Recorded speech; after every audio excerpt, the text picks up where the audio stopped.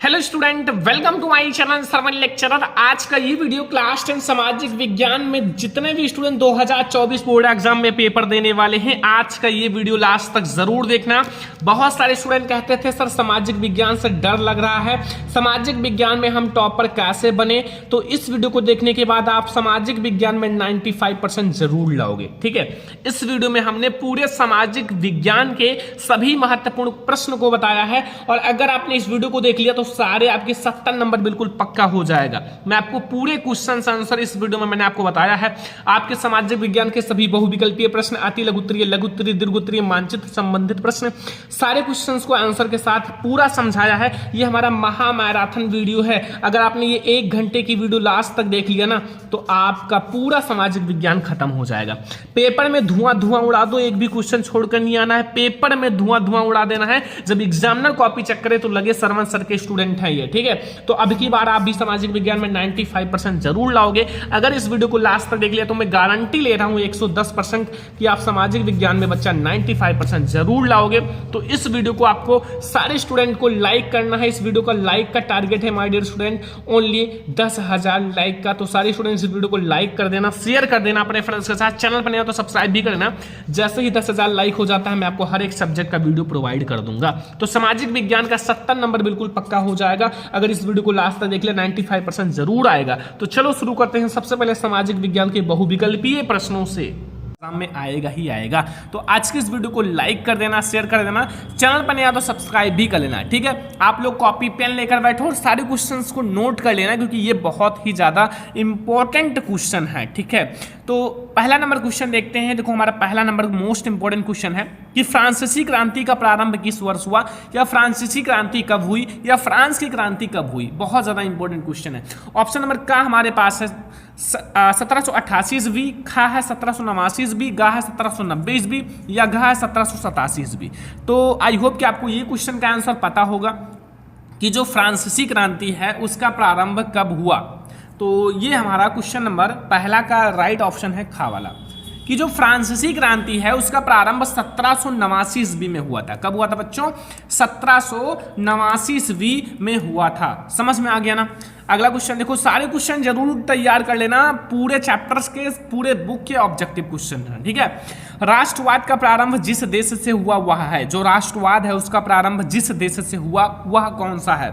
Option number का है Germany, खा है इटली, गा है फ्रांस, या घा है इंग्लैंड। तो बच्चों जो राष्ट्रवाद है, राष्ट्रवाद का प्रारंभ सर्वप्रथम किस देश से हुआ? मैंने चैप्टर नंबर 1 में पढ़ाया है कि फ्रांस में सबसे पहले राष्ट्रवाद का प्रारंभ हुआ था। किस देश में? फ्रांस में। ठीक है, आप लोग पूरा क्वेश्चन तैयार कर लेना। रिक्वेस्ट है, अगर आप तैयार कर लोगे तो बोर्ड एग्जाम में टॉपर बनोगे सामाजिक विज्ञान में। अगला क्वेश्चन देखो, क्वेश्चन नंबर 3 है जर्मनी के एकीकरण में मुख्य भूमिका किसकी थी? जो जर्मनी का एकीकरण हुआ था उसमें जो मुख्य भूमिका था वो किसका था? ऑप्शन नंबर का है ऑटो वन बिस्मार्क, खा है विलियम प्रथम, या गा है हिटलर, या घा है मैथ्सनी। तो बच्चों जो जर्मनी का एकीकरण हुआ था, जर्मनी के एकीकरण में जो मुख्य भूमिका थी वो किसकी थी? 4 ऑप्शंस हैं, वेरी इंपॉर्टेंट है। तो इसमें जो मुख्य भूमिका था वो ऑटो वन बिस्मार्क का था। किसका था बच्चों? Auto von Bismarck. ठीक है, समझ में आ गया, कोई टेंशन नहीं है ना। अच्छे से पढ़ो, हमारे साथ मन लगा के पढ़ो, कॉपी और पेन लेकर बैठो, नोट्स बनाओ और अच्छे से पढ़ो। टॉपर बनना है तो टॉपर की तरह पढ़ना सीखो। ठीक है, क्वेश्चन नंबर 4 है कि सवनीय अवज्ञा आंदोलन कब चलाया गया? जो सवनीय अवज्ञा आंदोलन है वो कब चलाया गया? 1920 में, खा है 1927 में, 1930 में, या 1935 में। तो बच्चों सवनीय अवज्ञा आंदोलन 1930 में चलाया गया था। कब चलाया गया था? 1930 ईस्वी में सवनीय अवज्ञा आंदोलन चलाया गया था। ठीक है, समझ में आया क्वेश्चन नंबर 4 तक। चलो हम लोग अगला क्वेश्चन देखते हैं, क्वेश्चन नंबर 5। पूरे क्वेश्चंस को समझ कर जाना, पूरे चैप्टर्स के क्वेश्चन है, बहुत ज़्यादा मेहनत करके बनाया गया है। तो इस मेहनत पर एक लाइक तो बनता है। चैनल पर नया है तो सब्सक्राइब कर लेना क्योंकि आप लोगों को बहुत अच्छे से पढ़ाया जाएगा। ठीक है, क्वेश्चन नंबर 5 देखो बच्चों कि असहयोग आंदोलन का मुख्य कारण क्या था? जो असहयोग आंदोलन हुआ था उसका मुख्य कारण क्या था? ऑप्शन नंबर का है रॉलेट एक्ट, खा है प्रथम विश्व युद्ध, गा है द्वितीय विश्व युद्ध, या फिर खिलाफत आंदोलन। तो माय डियर स्टूडेंट जो असहयोग आंदोलन है उसका जो मुख्य कारण, देखो रॉलेट एक्ट भी एक कारण था बट मुख्य कारण हमारा खिलाफत आंदोलन है। देखो एक मेन रीजन होता है, एक वैसे हल्का फुल्का कारण होता है, एक मेन रीजन होता है। तो जो मेन है वो है खिलाफत आंदोलन, याद रखना। ठीक है, थोड़े से कंफ्यूज मत होना। चौड़ी चौड़ा कांड जो है वो किस वर्ष घटित हुआ? जो चौड़ी चौड़ा कांड है बच्चों वो किस वर्ष घटित हुआ? 1920 में, 1921 में, 1922 में या 1925 में? तो माय डियर स्टूडेंट, जो चौड़ी चौड़ा कांड है ये किस वर्ष घटित हुआ था? तो ये जो हमारा है 1922 में घटित हुआ था। कब घटित हुआ था? 1922 में हमारा चौड़ी चौड़ा कांड घटित हुआ था। वेरी इंपॉर्टेंट क्वेश्चन है, रिक्वेस्ट है तैयार कर लेना, बोर्ड एग्जाम में जाओ धुआं धुआं उड़ा दो, एक भी क्वेश्चन छोड़कर नहीं आना है, क्योंकि बहुत ही ज्यादा इंपॉर्टेंट क्वेश्चन है जो मैं आप लोगों को पढ़ा रहा हूं। क्वेश्चन नंबर 7 है, महामंडी का प्रारंभ किस वर्ष हुआ? जो महामंडी है उसका प्रारंभ किस वर्ष हुआ? ऑप्शन नंबर क्या है? 1919 में, 1924 में, 1929 में, 1934 में। तो माय डियर स्टूडेंट, जो महामंडी है उसका प्रारंभ जो है किस वर्ष हुआ? 1929 में महामंडी का प्रारंभ हुआ था। कब हुआ था? 1929 में महामंडी का प्रारंभ हुआ था। वेरी इंपॉर्टेंट क्वेश्चन है, तैयार कर लेना, ठीक है।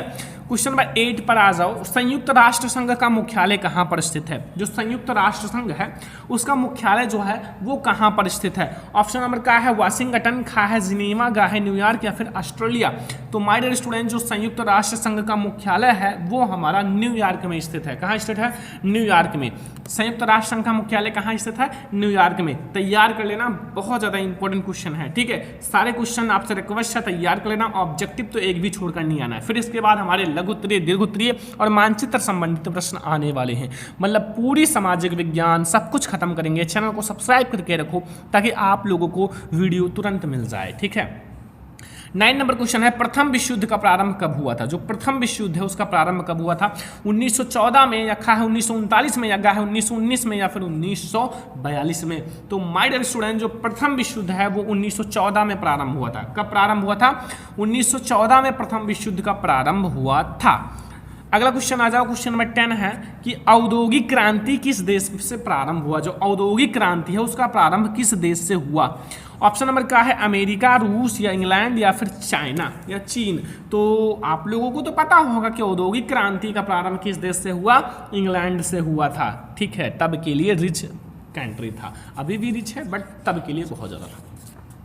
तो क्वेश्चन नंबर अब हम लोग आते हैं बच्चों 11। क्वेश्चन नंबर 11 समझो, यहाँ गुलामगिरी का लेखक कौन था? जो गुलामगिरी है उसका लेखक कौन था बच्चों? गुलामगिरी बहुत ज़्यादा इंपॉर्टेंट क्वेश्चन है, ध्यान से देखना। तो गुलामगिरी का लेखक कौन है बच्चों? ऑप्शन नंबर क्या है? डॉक्टर VR अम्बेडकर, खा है ज्योतिबा फूले या कैलाश वासनी देवी या फिर रामास्वामी नायकर? तो बच्चों कौन है? तो इसका राइट आंसर होगा ज्योतिबा फूले। कौन है? ज्योतिबा फूले जो हैं वो हैं गुलामगिरी के लेखक, ठीक है। तो क्वेश्चन नंबर 11 तक अच्छे से समझ में आ गया, कोई टेंशन नहीं होगा, सारे क्वेश्चन अच्छे से समझ में आ रहे होंगे। अगला क्वेश्चन देखते हैं। क्वेश्चन नंबर 12 देखो स्टूडेंट, क्वेश्चन नंबर 12 में क्या पूछ रहा है कि कपास की खेती के लिए कौन सी मृदा उपयुक्त है? जो कपास की खेती है उसके लिए कौन सी मृदा सबसे बेस्ट है, सबसे अच्छा है, ये आपको बताना है। कपास की खेती के लिए काली मृदा, जलोढ़ मृदा, लाल मृदा या लेटराइट मृदा? तो बच्चों काली मृदा से मतलब कपास, यदि का से कपास, का से काली मृदा, तो इसका मतलब हमारा यही राइट है, क्योंकि काली मृदा को काली कपास की मृदा भी कहते हैं, ठीक है। काली कपास की मृदा भी कहते हैं, तो इसलिए ये ऑप्शन सही है। क्वेश्चन नंबर 13 पे आ जाओ माय डियर स्टूडेंट। निम्नलिखित में से किस राज्य में सीढ़ीदार खेती की जाती है? मतलब कौन सा ऐसा राज्य है जहां सीढ़ीदार खेती की जाती है? पंजाब, हरियाणा, उत्तर प्रदेश, उत्तराखंड? तो इसका कौन सा ऑप्शन सही होगा स्टूडेंट? तो उत्तराखंड में जो है वो सीढ़ीदार खेती की जाती है, ठीक है। उत्तराखंड में सीढ़ीदार खेती की जाती है। तो अगला क्वेश्चन देखते हैं, क्वेश्चन नंबर 14। यहाँ समझो कि पंजाब में जो भूमि निम्नीकरण है उसका मुख्य कारण क्या है? जो पंजाब है, पंजाब में जो भूमि निम्नीकरण है उसका मुख्य कारण क्या है? गहन खेती, वन उन्मूलन, अधिक सिंचाई या फिर अति पशुचारण? तो जो पंजाब है, पंजाब में जो भूमि निम्नीकरण, जिससे भूमि का कटाव होता है ज़्यादा, देखो होते तो सबसे हैं बट ज़्यादा पंजाब में अधिक सिंचाई से होता है। किससे होता है? अधिक सिंचाई से ही पंजाब में ज़्यादा भूमि निम्नीकरण होता है, याद रखना, ठीक है। तो क्वेश्चन नंबर 14 तक बहुत अच्छे से समझ में आ गया होगा, कोई टेंशन नहीं होगा, सारा समझ में आ रहा होगा।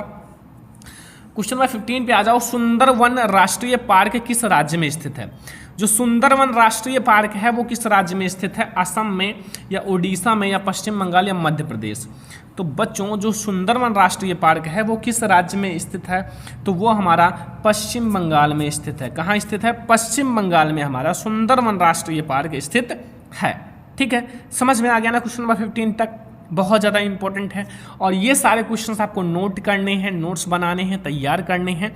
ठीक है, ताकि आप लोग बोर्ड एग्जाम में ज़्यादा से ज़्यादा मार्क्स अचीव कर सको। तो चलो अगला क्वेश्चन देखते हैं। क्वेश्चन नंबर हम लोग देखते हैं 16। देखो, भारत की जो पहली नदी घाटी परियोजना है वो किस नदी पर बनाई गई? भारत की पहली नदी घाटी परियोजना किस नदी पर बनाई गई है?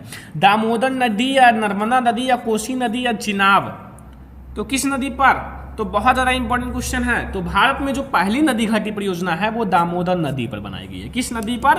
दामोदर नदी पर बनाई गई है। बहुत ज़्यादा इंपॉर्टेंट क्वेश्चन है, तैयार कर लेना, बोर्ड एग्जाम में आएगा ही आएगा ये सारे क्वेश्चंस। तो रिक्वेस्ट मैं कर ही रहा हूँ, अगर आप लोग तैयार कर लोगे तो अच्छी बात है। हमारे कुछ जीनियस स्टूडेंट हैं जो प्यारे प्यारे हैं, वो ज़रूर तैयार कर लेंगे, जो अच्छे से पढ़ाई कर रहे हैं। अब बहुत सारे स्टूडेंट बहुत अच्छे से पढ़ाई नहीं कर रहे हैं, तो कर लो, क्योंकि अभी समय है पढ़ाई करने का। फिर बाद में ये समय निकल जाएगा तो फिर कहोगे काश ये समय आ जाता। ठीक है, तो आप लोग सोचो मत, तैयारी करो। तो जलमंडल का कितना प्रतिशत भाग समुद्री जल के रूप में उपलब्ध है? मतलब जो जलमंडल है, जलमंडल का कितना प्रतिशत भाग समुद्री जल के रूप में उपलब्ध है? 95% या 96% या 97.5% या फिर 98%?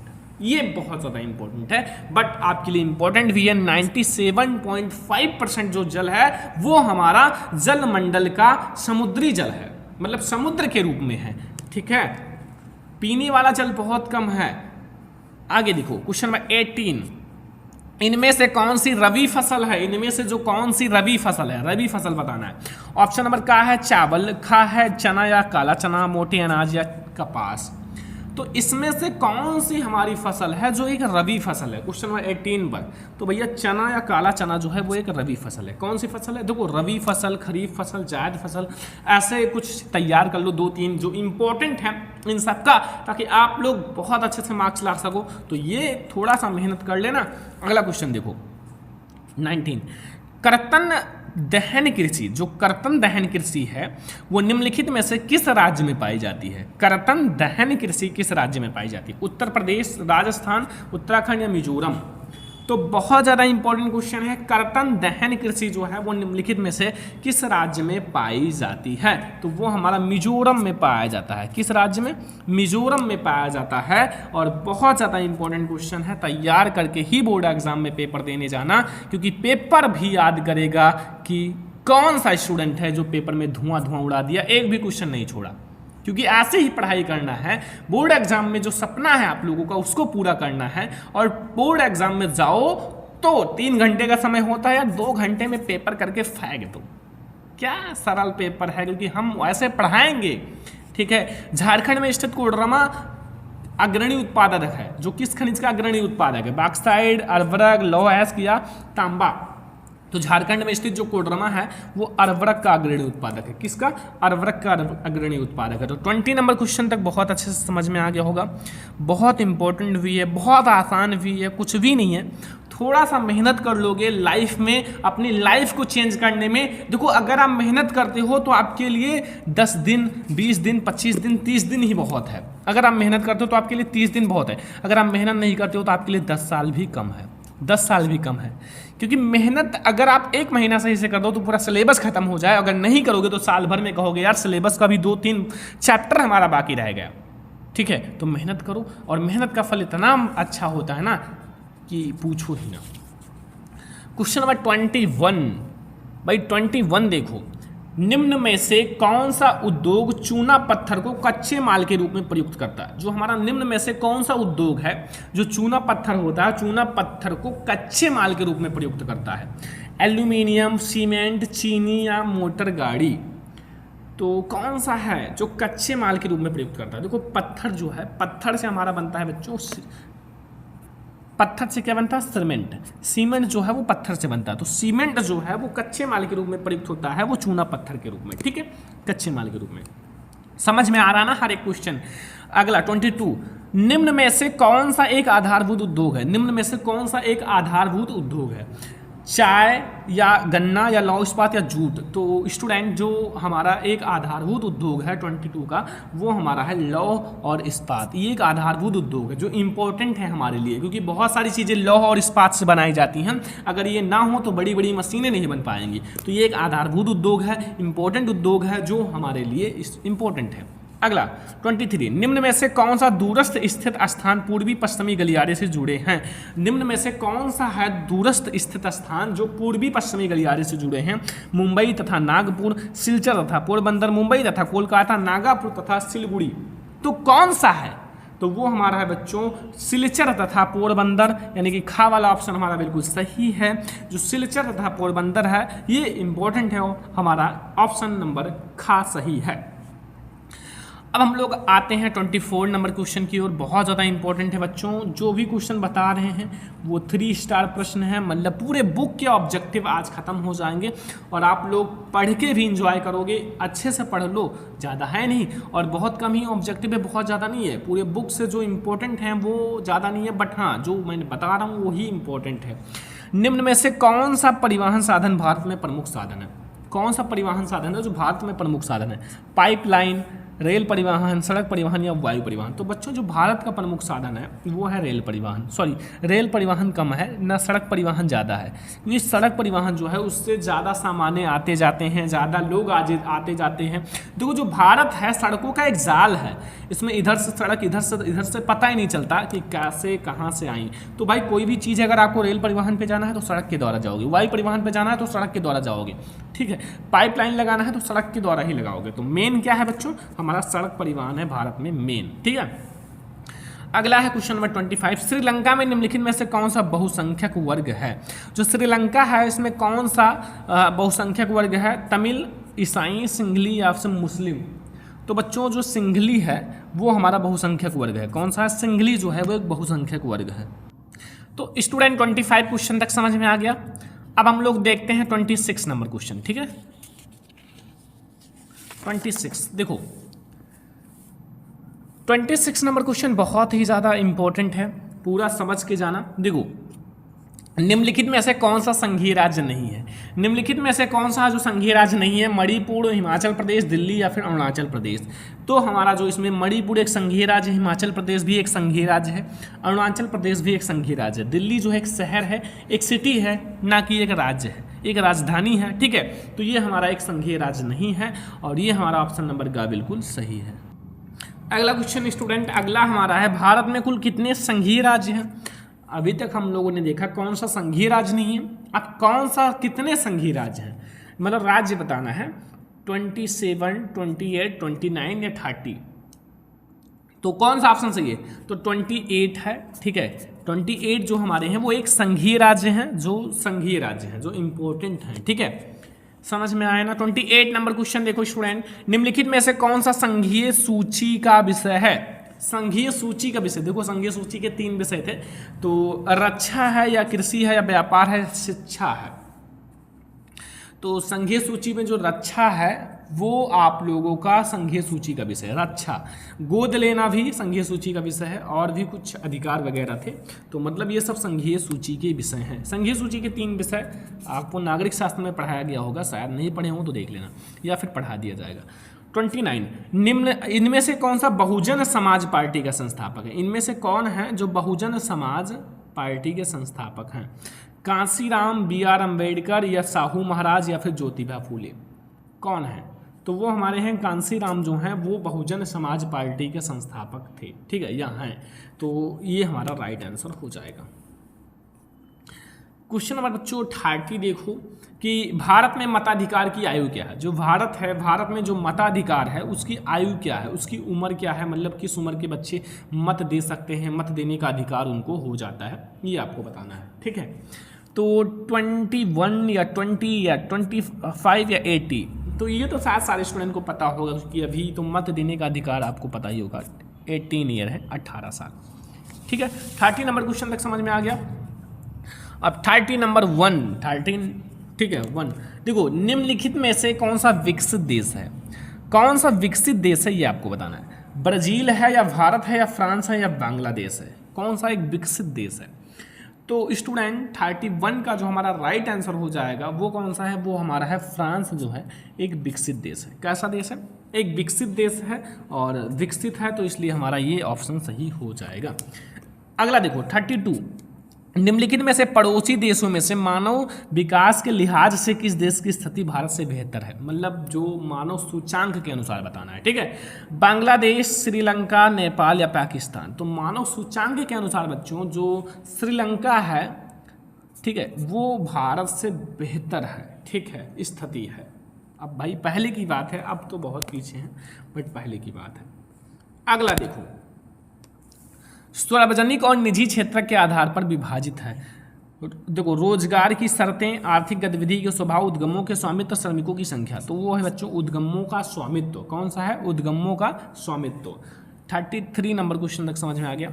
34, भारत में करेंसी नोट कौन जारी करता है? भारत में जो करेंसी नोट है वो कौन जारी करता है? वित्त मंत्रालय या फिर भारत सरकार या भारतीय स्टेट बैंक या भारतीय रिजर्व बैंक? भारतीय रिजर्व बैंक जो है वो करेंसी नोट जारी करता है। 35 और लास्ट नंबर क्वेश्चन, ठीक है। भारत में आर्थिक उदारीकरण की शुरुआत हुई वर्ष 1991, वर्ष 1995, वर्ष 1989 या फिर वर्ष 1960?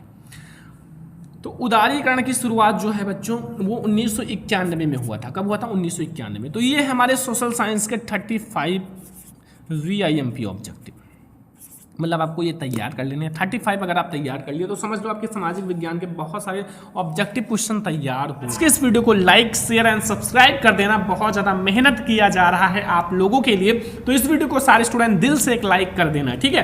पहला प्रश्न देखो बच्चों, यूरोप में राष्ट्रवाद चैप्टर से है कि जर्मनी का जो एकीकरण है उसकी प्रक्रिया का संक्षेप में आपको पता लगाना है। संक्षेप में अच्छे से आंसर देना है, ज़्यादा बड़ा नहीं देना है। 4 नंबर का क्वेश्चन आएगा तो थोड़ा अच्छे से आंसर देना, ओके। तो देखो, सबसे पहले आपको जर्मनी का एकीकरण का अच्छे से लिखना है, जो मैं बता रहा हूँ ऐसे। राष्ट्रवादी भावनाएं जो है मध्यवर्गीय जर्मन लोगों में काफ़ी व्याप्त थी। जो राष्ट्रवादी भावनाएं हैं, क्योंकि भाई मध्यवर्गीय लोगों को ही ज़्यादा कठोर चीज़ें दिया जाता है, तो जो राष्ट्रवादी भावनाएं हैं वो मध्यवर्गीय जर्मन लोगों में काफ़ी ज़्यादा व्याप्त थी। और उन्होंने 1848 में जर्मन महासंघ के विभिन्न इलाकों को जोड़कर एक निर्वाचित संसद द्वारा शासित राष्ट्र राज्य बनाने का प्रयास किया।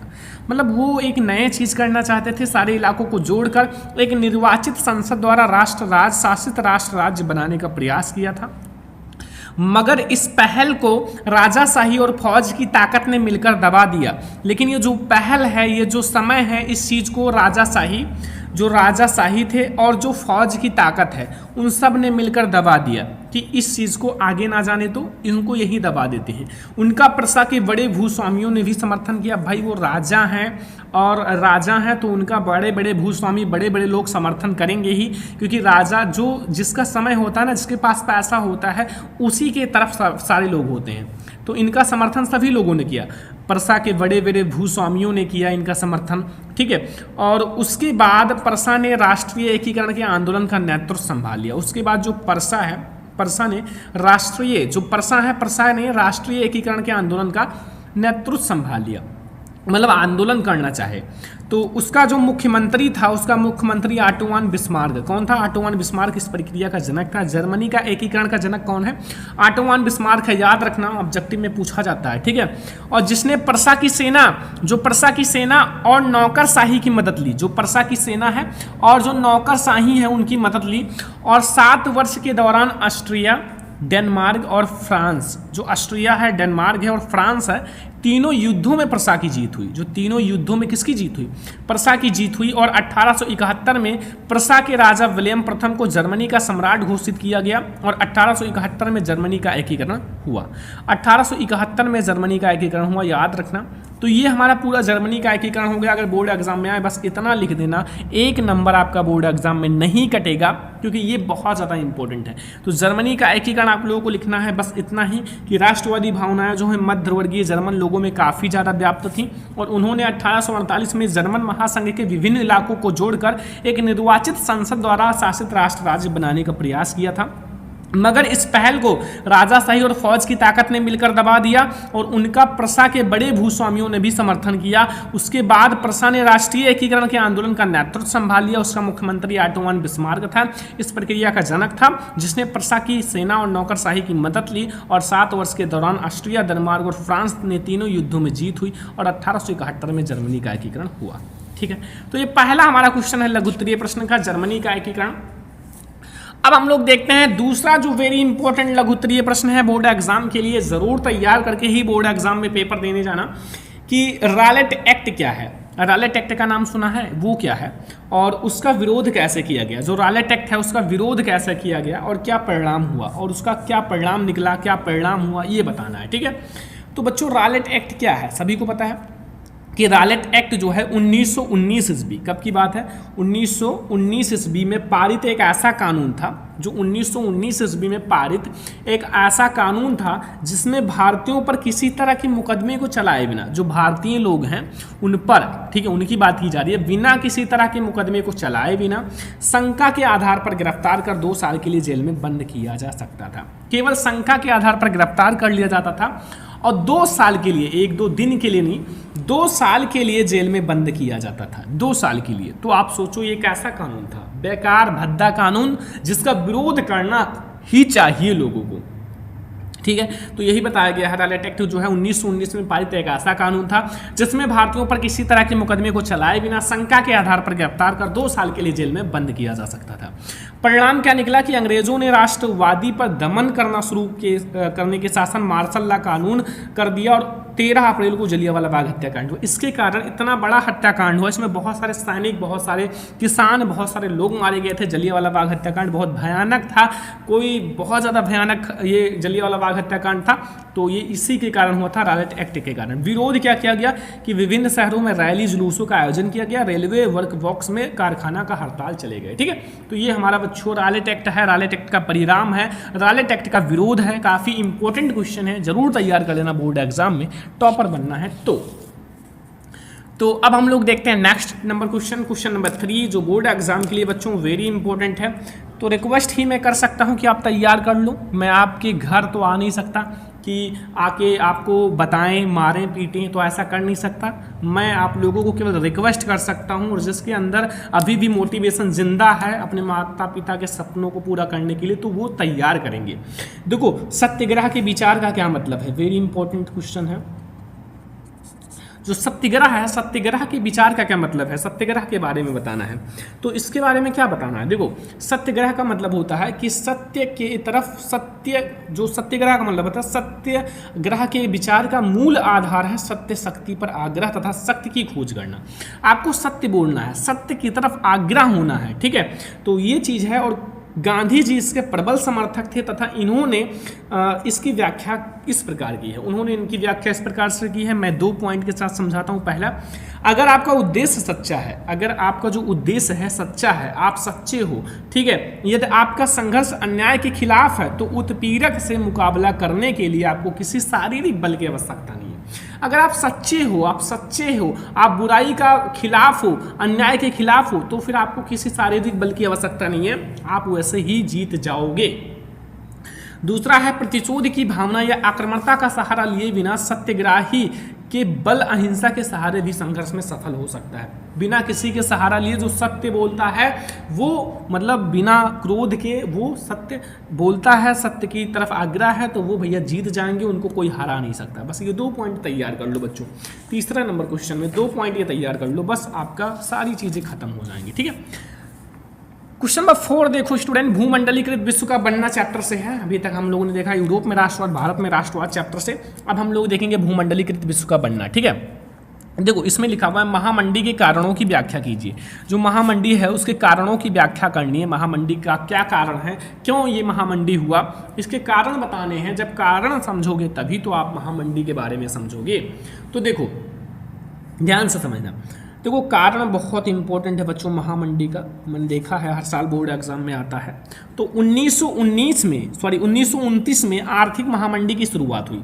देखो महामंडी की शुरुआत कब हुई, ऑब्जेक्टिव में आता है बच्चों 1929 1929 में। कब? 1929 में आर्थिक महामंडी की शुरुआत हुई और इस मंडी के कारण निम्नलिखित हैं। इस मंडी के जो कारण हैं वो निम्नलिखित हैं। पहला देखो, औद्योगिक क्रांति के कारण अमेरिका तथा ब्रिटेन में बड़े पैमाने पर उत्पादन कार्य होने लगा था। मतलब जब महामंडी का मतलब होता है बहुत सारे सामान इकट्ठा होना और विक्रेता जो खरीदने वाले लोग हैं वो ना हो, बस। तो औद्योगिक क्रांति के कारण जो अमेरिका है तथा ब्रिटेन है में बड़े बड़े पैमाने पर बड़े बड़े उत्पादन, बहुत ज़्यादा उत्पादन होने लगा, बहुत उत्पादन कार्य होने लगा और 1930 तक तैयार माल इतना बड़ा भंडार एकत्र हो गया कि उसका कोई खरीदार ना रहा। अब भाई जब एक बात समझो, जो पैसे हैं, अगर पैसे पर पैसे इतना ज़्यादा छाप दिए जाएं कि पैसे की कीमत ही ना हो, सबके पास बहुत सारे पैसे हों, तो क्या है, उसकी कीमत नहीं रहेगी। वैसे जब बहुत सारे सामान हो गए, बहुत सारे सामान हो गए, लोगों को फ्री में मिलने लगा, तो क्या कीमत, उसकी कीमत खत्म समझो। और कृषि क्षेत्र में दूसरा पॉइंट समझो, कृषि क्षेत्र में अति उत्पादन के कारण कृषि उत्पादों की कीमतें गिरने लगी। किसानों ने अपनी घटती आय के लिए अधिक उत्पादन करना शुरू कर दिया, किंतु इससे कीमतें और गिरने लगी और खरीदारों के अभाव में कृषि उपज बड़ी की बड़ी सड़ने लगी। अब जब खरीदार ही नहीं रहेंगे तो फिर कृषि किस काम का, जो उत्पादन होता है वो किस काम का, वो भी खराब ही समझो, वो सब खराब ही हो जाता था, सड़ने लगते थे। अमेरिका के शेयर बाजार में शेयरों की कीमत में गिरावट आ गई। जो अमेरिका का शेयर बाजार है, उनका जो शेयर बाजार की कीमत है उसमें गिरावट आ गई और इसकी वजह से वहाँ लाखों व्यापारी का दिवाला निकल गया। अब इसकी वजह से लाखों व्यापारी का दिवाला का मतलब होता है उसकी कंपनी बेकार हो गई, उनकी कंपनी किसी काम की नहीं रही। ठीक है, तो ये 3 पॉइंट याद रखना महामंडी के कारण, जो बहुत ज़्यादा इंपॉर्टेंट है बोर्ड एग्जाम के लिए। भूमंडलीय विश्व का बनना चैप्टर से ये बहुत ज़्यादा इंपॉर्टेंट है, तो आप लोग ये 3 पॉइंट याद रखना बस महामंडी के कारण का। ये 3 पॉइंट अगर आप याद रखोगे तो बोर्ड एग्जाम में बिल्कुल धुआं कर देगो, कुछ छोड़ कर नहीं आओगे। बोर्ड एग्जाम खुद कहेगा यार ये तो टॉपर है, ये बच्चा कितना अच्छा पढ़ता है, कितने अच्छे से लिखा है, लिखने का तरीका समझो, हैंड राइटिंग बैठाओ, अच्छे से लिखो। बोर्ड एग्जाम में पॉइंट टू पॉइंट लिखो कि एग्जामिनर एक एक पॉइंट को लिखे, चेक करे, खत्म करे। ठीक है, तो क्वेश्चन नंबर 4 समझ में आ गया। क्वेश्चन नंबर 5 की तरफ बढ़ो बच्चों। क्वेश्चन नंबर 5 अब देखो, सारे क्वेश्चन समझेंगे, एक भी क्वेश्चन छोड़ना नहीं है। आप रिक्वेस्ट करो कि आप लास्ट तक देखोगे, सारे क्वेश्चन नोट्स करोगे, समझोगे। ठीक है, देखो क्वेश्चन नंबर 5 है, प्रथम विश्व युद्ध के समय जो भारत है, भारत का औद्योगिक उत्पादन क्यों बढ़ा। जो प्रथम विश्व युद्ध है, प्रथम विश्व युद्ध के समय जो भारत का औद्योगिक उत्पादन क्यों बढ़ा बच्चों, वेरी इंपॉर्टेंट है। औद्योगिकरण का युग चैप्टर है उससे, ठीक है, न्यू चैप्टर है। तो प्रथम विश्व युद्ध के समय भारत का औद्योगिक उत्पादन बढ़ा, इसके लिए निम्नलिखित कारण उत्तरदायी थे। मतलब उनका जो उत्पादन है वो बढ़ा प्रथम विश्व युद्ध के समय, क्योंकि भाई बहुत इंपॉर्टेंट है, विश्व युद्ध था प्रथम विश्व युद्ध, तो उसमें उत्पादन बढ़ना ही चाहिए, क्योंकि विश्व युद्ध में बहुत ज़्यादा खर्चे लगेंगे, बहुत सारे परमाणु बम बहुत सारी चीज़ें लगेंगी और बहुत सारे सैनिक, सब कुछ की ज़रूरत पड़ेगी ना युद्ध करने के लिए। वैसा तो युद्ध किया नहीं जाता, तो उत्पादन भी बढ़ाना पड़ेगा युद्ध करने के लिए, अच्छे से कंपटीटर जो है, जो आपके सामने हैं, उनको हराने के लिए। तो देखो, ब्रिटिश कारखाने सेना की ज़रूरतों को पूरा करने के लिए, जो ब्रिटिश कारखाने हैं वो जो सेना है, सेना की ज़रूरतों को पूरा करने के लिए युद्ध संबंधी उत्पादन में व्यस्त थे। जो युद्ध संबंधी उत्पादन कि मतलब युद्ध लड़ना है तो उससे जो संबंधित उत्पादन है वो तो करना पड़ेगा। ठीक है, तो उसमें व्यस्त थे, इसलिए भारत में मैनचेस्टर के माल का आयात कम हो गया और भारतीय बाजारों को रातों रात एक विशाल देसी बाजार मिल गया। अब भारतीय देश जो हैं उनको रातों रात एक विशाल देसी बाजार मिल गया। ठीक है, ये पहला पॉइंट है। दूसरा है, भारतीय कारखानों में भी फौज के लिए जूट, बेड़ियाँ, फौजियों के लिए वर्दी के कपड़े, टेंट और चमड़े के जूते, घोड़े व खच्चर की जीन तथा अनेक अन्य सामान बनने लगे। अब ये सब सामान बनने लगे क्योंकि प्रथम विश्व युद्ध के दौरान ये सारी चीज़ें इंपॉर्टेंट है विश्व युद्ध के लिए। ठीक है, कारखानों में जो है फौज के लिए जूट, बेड़ियाँ, फौजियों के लिए वर्दी, कपड़े, टेंट, चमड़े के जूते, घोड़े के खच्चर, सब कुछ ये सब बनने लगे।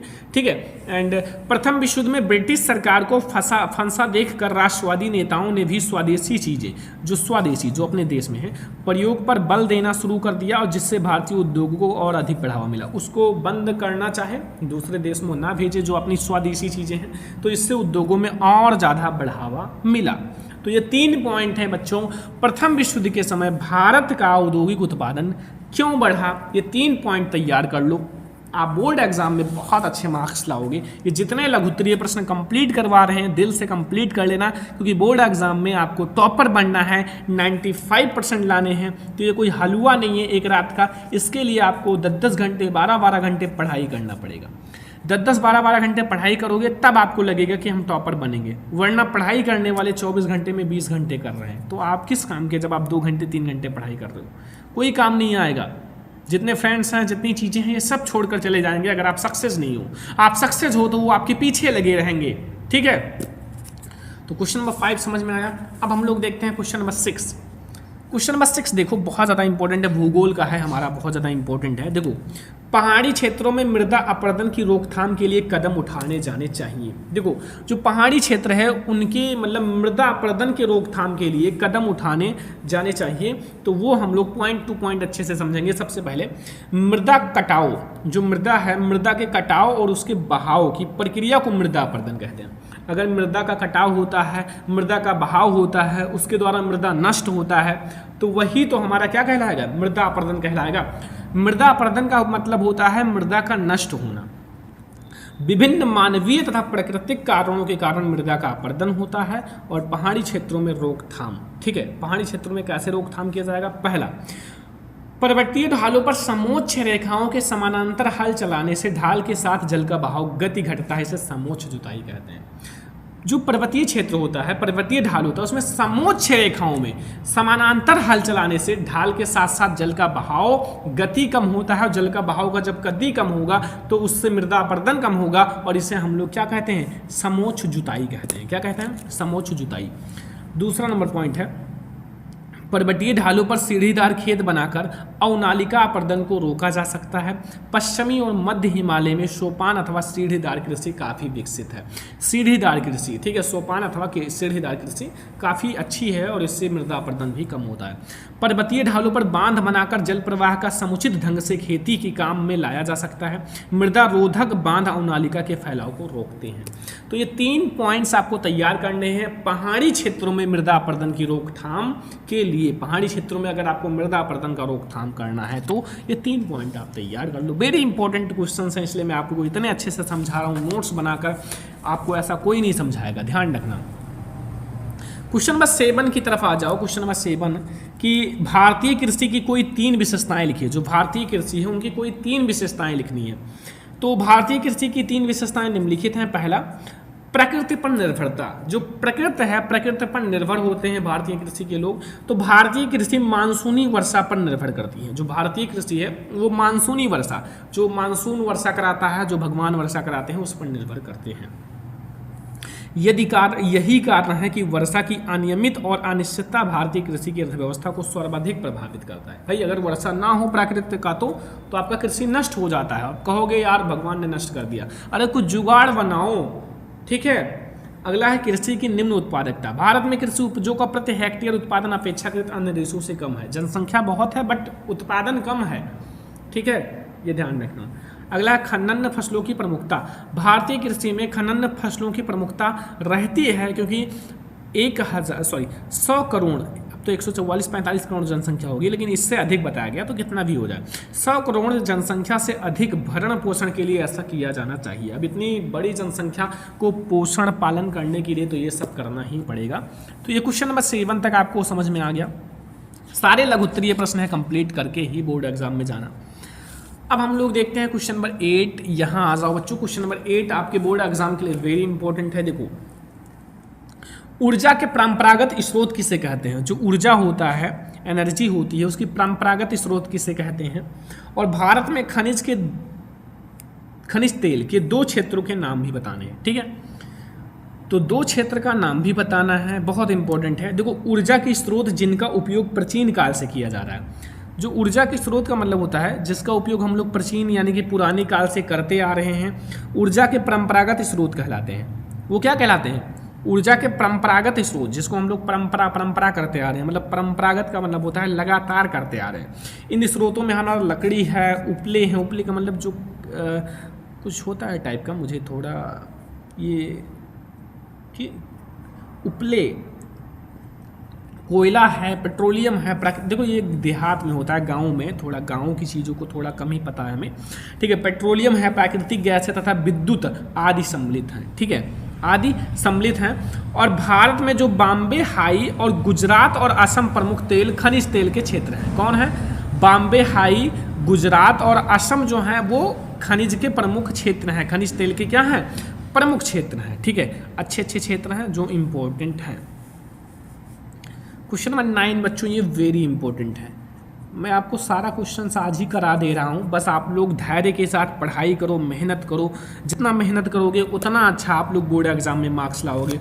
आज आपको ये बातें अच्छी नहीं लग रही होगी, लेकिन जब बोर्ड एग्जाम देकर आओगे तो कहोगे सर जो बताए थे अगर काश में वो याद कर लेता तो आज हमें एक भी क्वेश्चन छोड़कर बोर्ड एग्जाम में नहीं आते। याद करोगे, ठीक है। तो सड़क परिवहन के 3 गुण बताइए। जो सड़क परिवहन है भारत में उसके 3 गुण बताना है। तो भारत जो है विश्व के सर्वाधिक सड़क जालों देशों में से एक है। भारत में बहुत सारे सड़कें पाई जाती हैं। एक जाल है सड़क का, जैसे आप रेलवे स्टेशन पे जाओगे तो ऐसे ऐसे जाल की तरह इधर इधर इधर, समझ में नहीं आता कैसे ट्रेन जाती है, मैं भी देखा हूँ। तो भारत की विश्व सर्वाधिक सड़क जालों में से एक है और 3 गुण निम्नलिखित है। पहला, सड़क परिवहन अन्य परिवहन साधनों के उपयोग में एक कड़ी है। जो सड़क परिवहन है वो अन्य परिवहन साधनों के उपयोग में एक कड़ी है। एक कड़ी का मतलब होता है, कड़ी का मतलब जैसे एक कड़ी होता है ना, वैसे जैसे हमारा सड़कें हैं, रेलवे स्टेशन है, वायु है, समुद्री पत्तन को जोड़ती हैं। जो सड़क होता है वो अगर रेलवे स्टेशन पे जाना है तो सड़क के द्वारा ही जाओगे, वायु स्टेशन पे जाना है तो सड़क के द्वारा ही जाओगे, और हर जगह भाई सड़कों के द्वारा ही जाओगे। तो सड़क इंपॉर्टेंट है, ठीक है, भारत में बहुत ज़्यादा। और अगला देखो, दूसरा पॉइंट, सड़कों की निर्माण लागत कम है। भाई अगर सड़क की निर्माण करना है तो इसकी लागत कम है, बहुत कम है, और यह ऊबड़ खाबड़ भूभागों पर बनाई जा सकती है। जो हमारी सड़क है ये भाई ऊबड़ खाबड़ भूभागों पर भी, ऊबड़ खाबड़ उसको बराबर करके बना सकते हो, या ऊबड़ खाबड़ ऐसा ही बना सकते हो, चलने के लिए बहुत सारे लोग चलते भी हैं, ठीक है। तो ये हमारा दूसरा पॉइंट है। तीसरा पॉइंट क्या है कि यह घर घर सेवाएं उपलब्ध करवाता है। यह जो है घर घर सेवाएं उपलब्ध कराता है तथा सामान उतारने या चढ़ाने के लिए लागत अपेक्षाकृत कम है। भाई अगर इससे सड़कों के द्वारा सामान उतारोगे, चढ़ाओगे, 50 रुपये 100 रुपये में चढ़ा देते हैं, उतार लेते हैं, तो काफ़ी कम है और के मुकाबला काफ़ी कम है, ठीक है। तो ये क्वेश्चन नंबर 9 तक तो बहुत अच्छे से समझ में आ गया होगा सारे क्वेश्चन, ठीक है, कोई टेंशन नहीं होगा। अब क्वेश्चन नंबर 10 देखते हैं। नागरिक शास्त्र का बहुत ज़्यादा इंपॉर्टेंट क्वेश्चन है क्वेश्चन नंबर 10, और तैयार कर लेना सारे क्वेश्चन। संघवाद क्या है, इसकी विशेषताएं बतानी है क्वेश्चन नंबर 10 में बच्चों। संघवाद क्या है और इसकी विशेषताएं भी बतानी है। तो सबसे पहले आप हेडिंग डालो बच्चों, संघवाद। देखो संघवाद का मतलब होता है, संघवाद सरकार का एक प्रारूप है।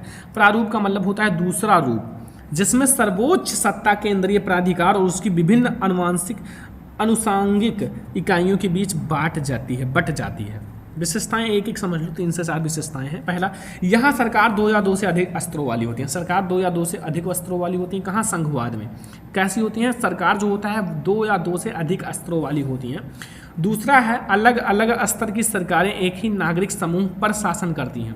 जो अलग अलग स्तर वाली सरकारें हैं, जिनकी सरकार होगी उन्हीं पर शासन करेंगी, पर कानून बनाने व कर वसूलने का प्रशासन का अपना अपना क्षेत्र अलग होता है, अपना अपना अधिकार अलग होता है, अपना अपना क्षेत्र अलग होता है, कानून बनाने या कर वसूलने का जो अधिकार है, ठीक है।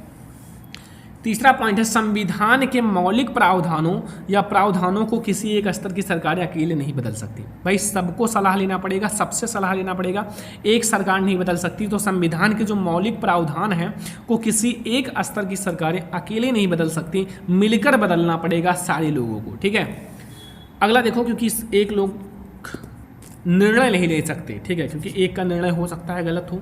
तो वित्तीय स्वायत्तता निश्चित करने के लिए विभिन्न स्तर की सरकारों के लिए राजस्व के अलग अलग स्रोत निर्धारित हैं। तो ये 4 पॉइंट तैयार कर लो, बहुत है 4 पॉइंट लघुत्तरीय प्रश्न के लिए बच्चा। क्वेश्चन नंबर 10 है। अब हम लोग देखते हैं क्वेश्चन नंबर 11। क्वेश्चन नंबर 11 समझो स्टूडेंट यहाँ कि भारतीय लोकतंत्र की 3 विशेषताएं लिखिए। भारतीय लोकतंत्र जो है उसकी 3 विशेषताएं। भारतीय लोकतंत्र की मैं 3 विशेषताएं बताऊंगा। सबसे पहले भारतीय लोकतंत्र की 3 विशेषताएं इस प्रकार से हैं। पहला, सरकार का निर्माण जन निर्वाचित प्रतिनिधियों के द्वारा होता है। जो सरकार का जो निर्माण है वो जनसंख्या यानी कि लोगों के द्वारा ही होता है। जो लोग होते हैं, जनता होती है, उसके द्वारा ही होगा ना, और वे लोगों के प्रति उत्तरदायी होते हैं, और वो जो सरकार होते हैं वो जनता के प्रति, लोगों के प्रति उत्तरदायी भी होते हैं। दूसरा है, राजनीतिक सत्ता के प्रति के लिए एक से अधिक दलों के मध्य प्रतिस्पर्धा होती है। अगर राजनीतिक सत्ता पर अपना अधिकार जमाना है तो एक से अधिक लोग राजनीति में प्रतिस्पर्धा होती है, समझो इलेक्शन जिसे कहते हैं, इलेक्शन का नाम सुना ही होगा। तीसरा है बच्चों, चुनाव सार्वभौमिक वश्यक मताधिकार के आधार पर समय समय पर होते हैं। जो चुनाव होते हैं वो समय समय पर होते रहते हैं। देखो 5 साल में होता है, कहीं और कम में होता है और ज़्यादा में होता है, ठीक है, बट ज़्यादातर 5 ही साल में होते हैं। तो ये आपको पॉइंट समझ में आए। भारतीय लोकतंत्र की 3 विशेषताएं, मैंने तीनों पॉइंट को अच्छे से लिख कर समझा दिया है। अब हमारा क्वेश्चन नंबर 12 है, प्रचंड बेरोजगारी से आप क्या समझते हैं? शहरी एवं ग्रामीण क्षेत्रों से इसका उदाहरण के साथ अच्छे से व्याख्या करना है, वेरी इंपॉर्टेंट है। तो प्रचंड बेरोजगारी से अभिप्राय ऐसी परिस्थिति से है जिसमें लोग प्रत्यक्ष रूप से काम करते दिखाई दे रहे हैं, मतलब प्रत्यक्ष रूप से सारे दिखाई दे रहे हैं, काम कर रहे हैं, किंतु वास्तव में उनकी उपयोगिता शून्य होती है। लेकिन उनकी उपयोगिता शून्य होती है, उनके पास काम नहीं होते हैं, वो केवल दिखावे के लिए होते हैं।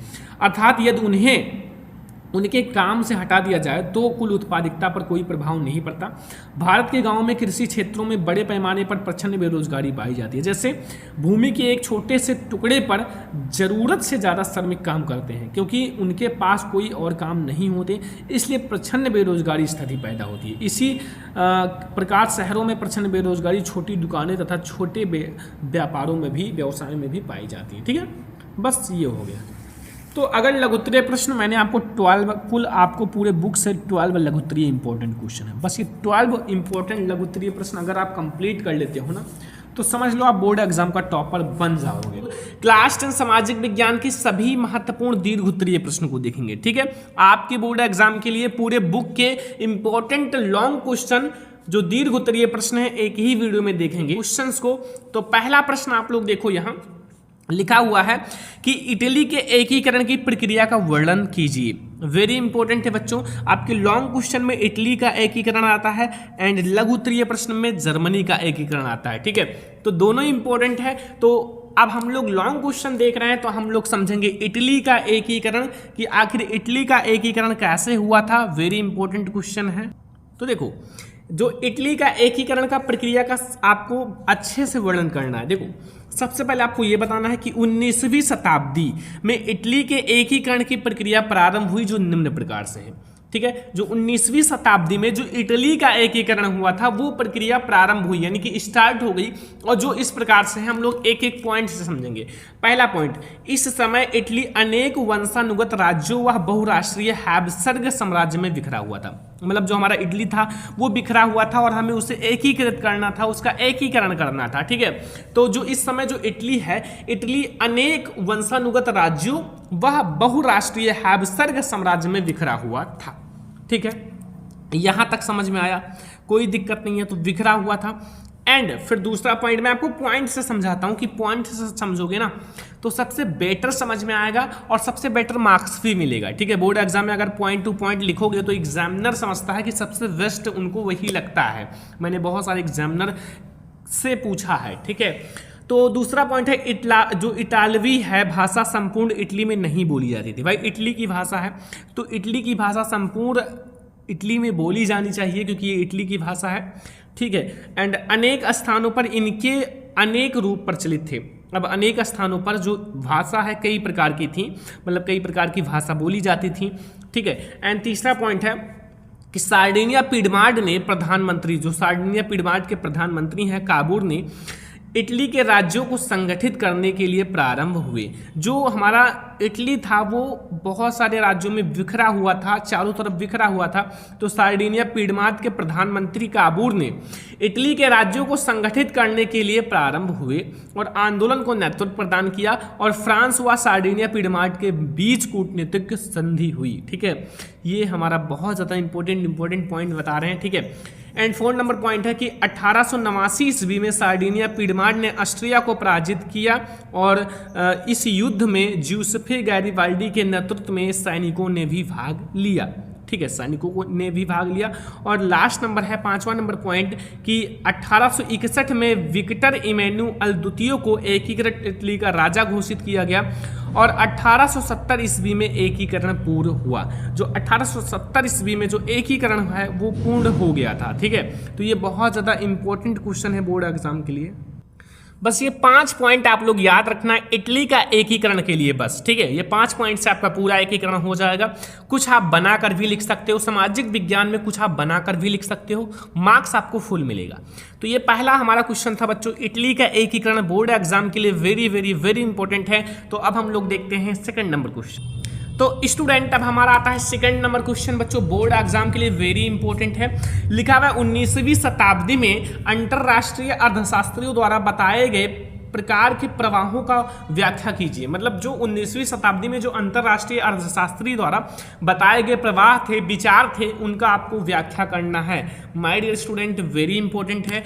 3 विचार बताए थे, 3 प्रवाह बताए थे, जो मैं आपको अभी बताऊंगा। बहुत ज़्यादा इंपॉर्टेंट ये क्वेश्चन है। आपसे रिक्वेस्ट है कि जितने क्वेश्चंस बता रहे हैं तैयार कर लेना, ठीक है। जितने अच्छे से तैयार करोगे उतना ज़्यादा मार्क्स आएगा। देखो, अंतरराष्ट्रीय आर्थिक विनिमयों में 3 तरह की गतियों या प्रवाहों तथा 3 प्रकार की गतियों की भाषा जो भारत और भारतीयों से संबंधित है। 3 प्रकार की जो हमारी गतियां हैं या प्रवाह हैं वो भारत से संबंधित हैं, भारत से जुड़ी हुई है, ठीक है। तो का नंबर हम लोग देखते हैं बच्चों, अंतरराष्ट्रीय आर्थिक विनिमयों में 3 तरह की गतिविधियों का प्रवाह। सबसे पहले देखो, अर्थशास्त्रियों के द्वारा अंतरराष्ट्रीय आर्थिक विनिमयों की 3 प्रकार की गतियों अथवा प्रवाहों का उल्लेख किया गया है, इस प्रकार से है। देखो, पहला व्यापार का प्रवाह, अंतरराष्ट्रीय जो अर्थशास्त्री ने बताया था, व्यापार का प्रवाह पहला हमारा प्रवाह है, पहला विचार है, वो समझते हैं, ठीक है। तो व्यापार का प्रवाह का मतलब होता है कि पहला प्रवाह जो होता है व्यापार पर होता है। देखो, किसी देश में व्यापार जितना ज़्यादा होगा, बिजनेस जितना ज़्यादा होगा, वो उतना ही ज़्यादा अमीर होगा, उतना ही ज़्यादा रिच होगा। तो पहला जो प्रवाह है वो व्यापार पर होता है और 19वीं शताब्दी में यह प्रवाह मुख्य रूप से वस्तुओं, कपड़ा, गेहूँ आदि के व्यापार तक ही सीमित था। अब उस समय यही सारी चीज़ें ज़्यादा होती थी, कपड़ा हुआ, गेहूँ हुआ, अनाज हुए, ये सब ज़्यादा होते थे, ठीक है। डिजिटल इंडिया नहीं था, तो उस समय इन्हीं सब का व्यापार किया जाता था। तो व्यापार का प्रवाह हमारा पहला है, जो हमारे अंतरराष्ट्रीय अर्थशास्त्रियों ने बताया था। दूसरा हमारा बच्चों है श्रम का प्रवाह, मतलब श्रम का मतलब होता है कार्य, ठीक है, काम करने का प्रवाह। तो दूसरा प्रवाह है श्रम का प्रवाह कहलाता है, जिसमें लोग काम या रोजगार की तलाश में एक स्थान से दूसरे स्थान को जाते हैं, ठीक है। भाई काम नहीं मिलेगा तो उनके घर खर्चा कैसे चलेगा, उनको पैसे कैसे मिलेंगे, तो काम यानी कि श्रम का प्रवाह का मतलब होता है। दूसरा हमारा जो प्रवाह है वो श्रम का प्रवाह है, कार्य का प्रवाह, जिसमें लोग काम या रोजगार नहीं रहेंगे, बेरोजगार रहेंगे तो काम कैसे चलेगा, तो रोजगार की तलाश में एक स्थान से दूसरे स्थान को जाते हैं। तो तीसरा हमारा पॉइंट है पूंजी का प्रवाह। तो पूंजी का मतलब होता है, तीसरा पूंजी का प्रवाह कहा जाता है। इस प्रवाह के अंतर्राष्ट्रीय पूंजी को कम या अधिक समय के लिए दूर स्थित क्षेत्रों या बाहर के देशों में निवेश कर दिया जाता है, ठीक है। भाई आपको पूंजी का प्रवाह करना है तो मतलब तीसरा प्रवाह यही है कि पूंजी का प्रवाह कहा जाता है। और इस प्रवाह के अंतर्गत पूंजी कम या अधिक समय के लिए दूर स्थित क्षेत्रों या बाहर के देशों में निवेश कर दिया जाता है, ठीक है। तो ये 3 हमारे हैं जो 19वीं शताब्दी के अंतर्राष्ट्रीय अर्थशास्त्रियों द्वारा बताए गए थे। व्यापार का प्रवाह, श्रम का प्रवाह, पूंजी का प्रवाह। आप हेडिंग याद रखना, फिर आपको नहीं आता तो बनाकर लिख देना, कुछ भी लिख देना, आपको नंबर मिल जाएगा, ठीक है। तो अगर आप याद कर लेते हो तो आपके लिए गोल्डन चांस है बोर्ड एग्जाम में नंबर ज़्यादा लाने का। तो याद करने की कोशिश करना, याद हो जाए तो बहुत अच्छी बात है। तो ये हमारा सेकंड लॉन्ग क्वेश्चन है, सारे सॉल्यूशन के साथ मैं आपको समझा रहा हूँ बहुत अच्छे से, सॉल्व में सॉल्यूशन बहुत अच्छे से समझा रहे हैं। तो अब हम लोग देखते हैं तीसरा मोस्ट इंपॉर्टेंट क्वेश्चन। तो माय डियर स्टूडेंट, अब हम लोग देखते हैं तीसरा नंबर इंपॉर्टेंट क्वेश्चन, मतलब जो हमारा थर्ड मोस्ट इंपॉर्टेंट क्वेश्चन है, ठीक है, कि मृदा अपरदन से क्या अभिप्राय है। जो मृदा अपरदन होता है, जिसमें भूमि का क्षरण होता है, तो मृदा अपरदन से क्या अभिप्राय है और मृदा अपरदन के लिए उत्तरदायी कारणों का वर्णन करो। आखिर जो हमारा मृदा अपरदन है वो कैसे होता है, किस तरह से होता है, कारण बताओ, ठीक है। कारण के साथ आपको समझाना है भाई मृदा अपरदन को। तो बहुत ज़्यादा इंपॉर्टेंट क्वेश्चन है, अगर आपने समझ लिया तो बोर्ड एग्जाम में पूरा तबाही मचा दोगे, धुआं कर दोगे। तो आपसे रिक्वेस्ट है कि आप लोग जितने भी स्टूडेंट चैनल को सब्सक्राइब नहीं किए हैं सब्सक्राइब कर लेना, ताकि हम आप लोगों के लिए बहुत अच्छी वीडियोज़ ला सकें, ठीक है, और आप लोग उसका फ़ायदा उठाओ, बोर्ड एग्जाम में 95% लाओ, ठीक है। तो भूमि के कटाव और उनके बहाव की प्रक्रिया को मृदा अपरदन कहा जाता है, ठीक है। जो भूमि होता है, मृदा होता है, मृदा के कटाव और उनके बहाव, भाई जब मृदा कटेगा तो मृदा एक स्थान से दूसरे स्थान पर जाएगा, तो उसका अपर्दन हुआ, मतलब उसका क्षरण हुआ, ठीक है। और बहाव में भी उसका क्षरण ही होता है, तो इस प्रक्रिया को मृदा अपर्दन कहा जाता है। और मृदा के बनने और अपर्दन की क्रियाएं जो आमतौर पर साथ साथ चलती हैं, ठीक है। जो मृदा होता है, मृदा बनता भी रहता है साथ साथ, और उसकी अपर्दन की क्रियाएं भी होती रहती हैं, ठीक है। किंतु विभिन्न मानवीय क्रियाओं से मृदा अपर्दन तेजी से होने लगते हैं। भाई विभिन्न जो मानव के द्वारा किए गए कार्य हैं उसके द्वारा जो मृदा अपर्दन है वो तेजी से होने लगता है। पहला, भौतिक कारक क्या है? भौतिक कारण क्या है भाई मृदा अपर्दन का? मृदा अपर्दन के लिए उत्तरदायी मुख्य भौतिक कारक निम्नलिखित है। पहला, ढाल वाली भूमि पर अपर्दन समतल भूमि की अपेक्षा ज़्यादा होता है। भाई जो ढाल वाली भूमि होता है, अगर ऐसे ढाल है तो भाई वहाँ मृदा नीचे नीचे धीरे धीरे नीचे जाएगा ना, तो वहाँ अपर्दन होगा ही ज़्यादा। और जो समतल भूमि होता है वहाँ मृदा अपर्दन कम होगा। तो जितनी ढाल वाली भूमि है उनको कोशिश करो समतल हो जाए, ठीक है, बराबर हो जाए, वही मृदा हो, उसी मृदा से बराबर कर दिया जाए ताकि मृदा अपर्दन भी ना हो और वो मृदा जो है काम में आ जाए। दूसरा पॉइंट है, तीव्र व मूसलाधार वर्षा से भी मृदा अपर्दन होता है। भाई तीव्र, जो हमारी बहुत तेज जब वर्षा होती है तो जो पानी तेजी से भूमि पर गिरेगा तो वो जो मृदा है वो धीरे धीरे बहने लगती हैं। जब पानी ऐसे से बहता है तो उसी के साथ मृदा भी बहने लगती हैं, तो वो जो मृदा बहने लगता है तो वहाँ से भी मृदा अपर्दन होता है और यह मृदा की ऊपरी परत को अपने साथ साथ बहाकर ले जाती हैं। अब जो मृदा का ऊपरी परत है, ऊपर वाला परत है, वो उसके साथ साथ बह जाती हैं, तो इससे भाई मृदा अपर्दन होता है। तीसरा पॉइंट है, पवन जब आंधी आती है, जो पवन है यानी कि हवा से जब आंधी आती है तो भी मृदा अपर्दन होता है। तो भाई देखो, सिंचाई से भी मृदा अपर्दन होता है, भौतिक कारक यानी कि मूसलाधार वर्षा भी से भी मृदा अपर्दन होता है, तेज हवा चलेगा, आंधी आएगा तो भी मृदा अपर्दन होता है, और ढाल क्षेत्र जो भूमि होता है, खेत होता है, वहाँ से भी मृदा अपर्दन होता है। ये कुछ भौतिक कारक हैं। अब मानव द्वारा जो किए गए कार्य हैं उसके द्वारा मृदा अपर्दन देखो। मानवीय कार्य, जो मानव के द्वारा किया गया कार्य है जिससे मृदा अपर्दन होता है। निम्नलिखित कुछ मानवीय कारक भी मृदा अपर्दन के लिए उत्तरदायी हैं। मृदा अपर्दन के लिए कुछ मानवीय कारक भी उत्तरदायी हैं, वो हम लोग समझते हैं एक एक पॉइंट को अच्छे से, ताकि आप लोग बोर्ड एग्जाम में धमाका करो, ठीक है। तो चलो देखते हैं मानवीय अपर्दन। तो स्टूडेंट, जो हमारा पहला पॉइंट है यहाँ देखो, पशुओं द्वारा अत्यधिक चराई से भूमि पर वनस्पति का आवरण समाप्त हो जाता है। जब पशु जो होते हैं, जानवर होते हैं, वो भूमि पर जो घास है जो उसे चरते हैं, तो फिर वहाँ से जो मृदा है वहाँ से भी अपर्दन होता है, ठीक है। और इस स्थिति में मृदा पर जल और वायु का प्रभाव तेजी से पड़ता है, तीव्र पड़ता है। जब ऊपर का जो आवरण है वो खत्म हो जाएगा तो वहां से और तेजी से मृदा अपर्दन होता है। दूसरा पॉइंट है, वृक्षों की जड़ें मृदा की रक्षा करती हैं, वनों के कटाव से भी मृदा अपर्दन होता है। जब वन का कटाव कर दोगे तो वहां से भाई उनकी जड़ें भी समाप्त हो जाएंगी, तो इससे और तेजी से मृदा अपर्दन होता है। क्यों? क्योंकि जो वृक्ष की जड़ें होती हैं वो इनकी रक्षा करती हैं, ठीक है। तीसरा पॉइंट है कि कृषि के गलत तरीके से भी मृदा अपर्दन होता है। जब कृषि आप गलत तरीके से कृषि खेती करोगे तो भी मृदा अपर्दन होगा। लास्ट नंबर पॉइंट है, खनिज पदार्थ निकालने के लिए खनन कार्य से भी मृदा अपर्दन होता है। जब कहीं हम खुदाई करते हैं, खनन करते हैं, तो खनन करेंगे तो वहाँ से भी मृदा अपर्दन होता है। तो ये हमारे मृदा अपर्दन है मानवीय द्वारा, जो मानव के द्वारा मृदा अपर्दन किया जाता है, एंड जो भौतिक द्वारा खुद ब खुद मृदा अपर्दन होती है, ठीक है। तो मृदा अपर्दन का टॉपिक आप लोगों को बहुत अच्छे से समझ में आ गया। मैंने आपको समझा दिया मृदा अपर्दन क्या है, भौतिक कारक और मानवीय कारक, दोनों चीज मैंने आपको समझा दिया, ठीक है। तो पसंद आए लाइक करना, सब्सक्राइब करना, चैनल को आपसे रिक्वेस्ट कर रहे हैं, ठीक है। तो अब हम लोग देखते हैं अगला क्वेश्चन। तो माय डियर स्टूडेंट, अब हम लोग देखते हैं क्वेश्चन नंबर 4। परिवहन तथा संचार के साधन किसी देश की जीवन रेखा अथवा अर्थव्यवस्था क्यों कहे जाते हैं? जो हमारे परिवहन है तथा संचार के जो साधन हैं वो किसी देश की जीवन रेखा तथा अर्थव्यवस्था क्यों कहे जाते हैं, ठीक है। तो आंसर समझो कि वस्तुओं, सेवाओं तथा लोगों को एक स्थान से दूसरे स्थान तक ले जाना परिवहन कहलाता है। जो हमारा वस्तु होता है, वस्तुओं और कोई भी सेवाओं तथा लोग जो होते हैं, व्यक्ति होते हैं, उनको एक स्थान से दूसरे स्थान पर ले जाओगे तो वही तो परिवहन कहलाएगा। परिवहन का मतलब होता है आना जाना, ठीक है। और यदि परिवहन 3 महत्वपूर्ण क्षेत्रों से किया जाता है, स्थल, जल तथा वायु, ठीक है। इन 3 महत्वपूर्ण जगह से हमारा परिवहन होता है। स्थल यानी कि हमारी भूमि से भी परिवहन होता है, जल से भी होता है, और वायुयान वगैरह वगैरह से भी होता है। अब संचार देखो, अभी हम लोगों ने समझा कि हमारे जो पहला पॉइंट हम लोगों ने समझा कि परिवहन के बारे में, जो हमारा परिवहन, अब संचार के बारे में समझ लो कि संचार के साधन वे साधन है जिनका प्रयोग एक स्थान से दूसरे स्थान तक संदेश भेजने के लिए किया जाता है।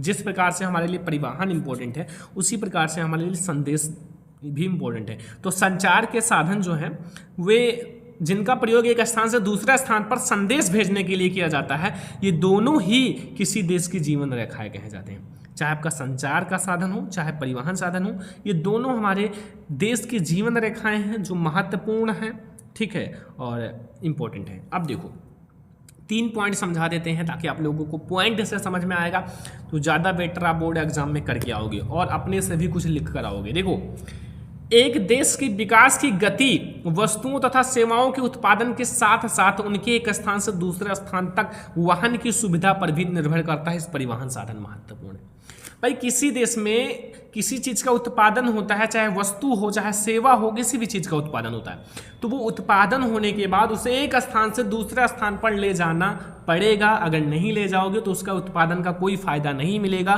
क्योंकि बिजनेस करना है तो एक स्थान से दूसरे स्थान पर जाना पड़ेगा। वही है, तो परिवहन साधन से ही तो हम एक स्थान से दूसरे स्थान पर जाते हैं। तो ये हमारे जीवन की बहुत ज़्यादा इम्पोर्टेंट है, हमारे जीवन के लिए, हमारे देश के लिए, ठीक है, और ये हमारी अर्थव्यवस्था की जीवन रेखा कहलाते हैं। अब दूसरा पॉइंट समझो यहाँ कि भारत अपने विशाल आकार, विविधताओं, भाषाई तथा सामाजिक व सांस्कृतिक बहुलताओं के बावजूद संसार के सभी क्षेत्रों में सुचारू रूप से जुड़ा है। इसका कारण अच्छे परिवहन तथा संचार के साधन है। इसका जो कारण है, मेन रीज़न है, वो आपके संचार हैं जिसके द्वारा हम चीज़ों को सुनते हैं, और परिवहन है, ठीक है। परिवहन यानी कि जो हमारे परिवहन होते हैं, तो ये मेन कारण है जिससे हमारे देश में हर एक खबर आपको मिलता रहता है, हर एक चीज़ एक स्थान से दूसरे स्थान तक आती जाती रहती हैं। तो ये हमारे परिवहन और संचार के साधन ही हैं।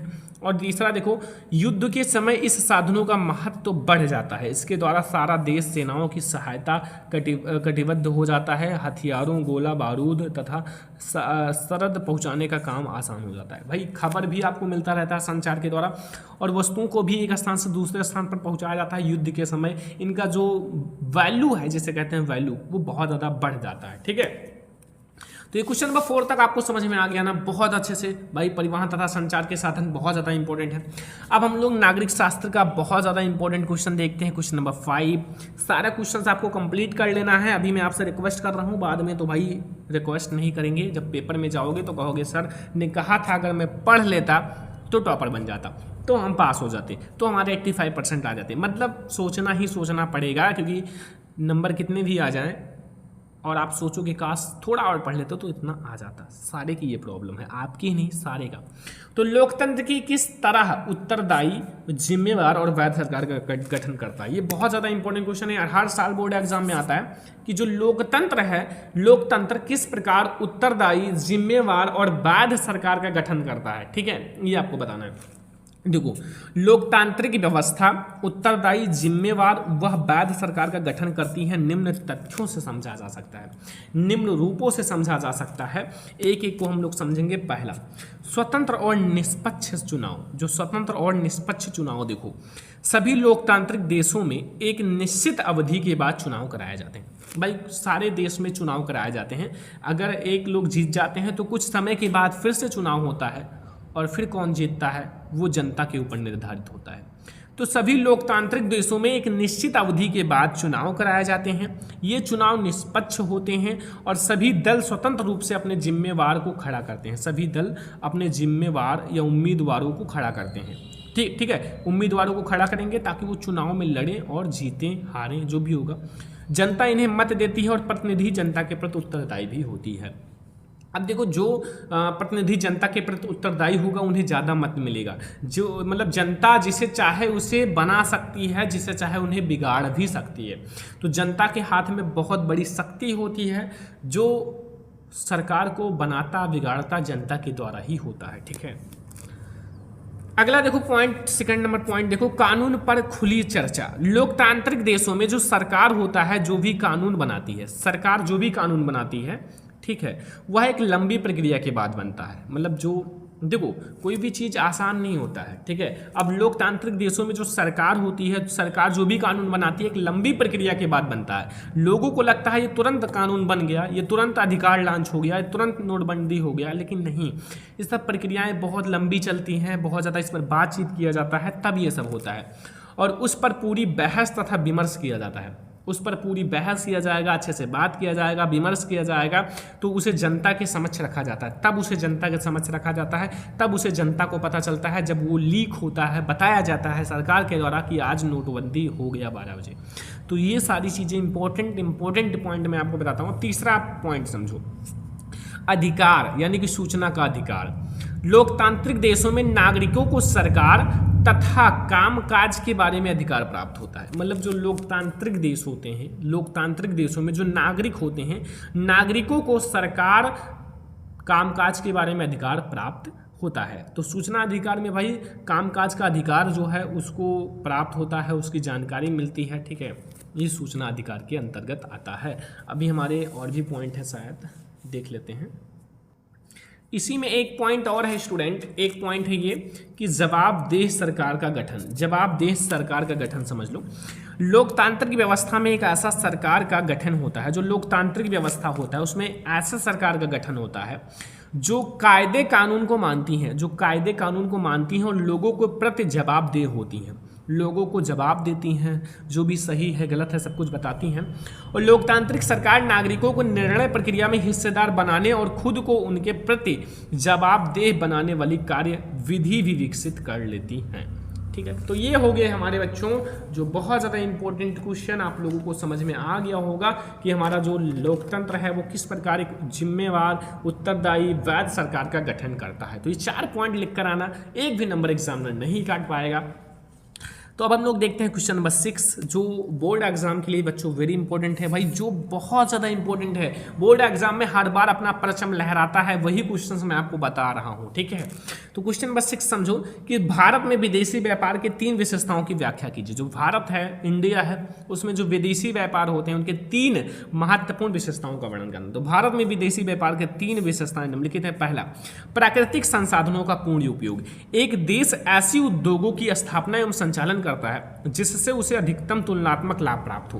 भाई उद्योग वही अच्छा होता है जिससे आप ज़्यादा से ज़्यादा लाभ ले सको, ठीक है। और ऐसा नहीं कि 35 लाख आपने बिजनेस में लगाया और 36 लाख लॉस हो गया ऐसा बिजनेस ना करो, जिससे ज़्यादा से ज़्यादा लाभ मिले वो बिजनेस अच्छा होता है। तो लाभ प्राप्त हो और उस बाजार में अधिक उत्पादित वस्तुओं को बेचता है जहाँ उसे वस्तुओं का सबसे अधिक मूल्य मिलता है, ठीक है। तो ये हो गया प्राकृतिक संसाधनों का पूर्ण उपयोग। भाई प्राकृतिक संसाधनों का उपयोग करके अच्छे अच्छे चीज़ों को बनाते हैं और उस मार्केट में उन्हें बेचते हैं जहां उनको ज़्यादा से ज़्यादा लाभ प्राप्त होता है।